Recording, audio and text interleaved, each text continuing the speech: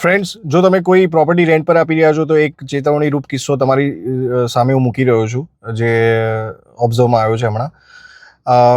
એક વ્યક્તિએ રેન્ટ ઉપર પ્રોપર્ટી લીધી, 2-3 મહિનામાં એ પ્રોપર્ટી સમહાવ કોઈ રીઝન આપીને ખાલી કરી દીધી, ડિપોઝિટ બી લેવા ન રહ્યા, અને પછી એ જ પ્રોપર્ટીના ઓનર પર જીએસટીના દરોડા પડે છે અને જીએસટીના સમન્સ આવે છે.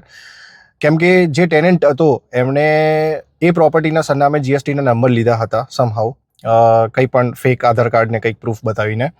તો આવી કોઈ બી પ્રોપર્ટી જ્યારે તમે રેન્ટ પર આપો છો તો રેન્ટ એગ્રીમેન્ટ બનાવતી વખતે ખાસ ધ્યાન રાખો કે એમાં એક ક્લોઝ મૂકો કે આ પ્રોપર્ટીનો કોઈ પણ રીતે કમર્શિયલ એક્ટિવિટીમાં યુઝ નહીં થાય, અને અગર યુઝ કરવો છે તો સૌથી પહેલાં ઓનરની પરમિશન લેવી પડશે.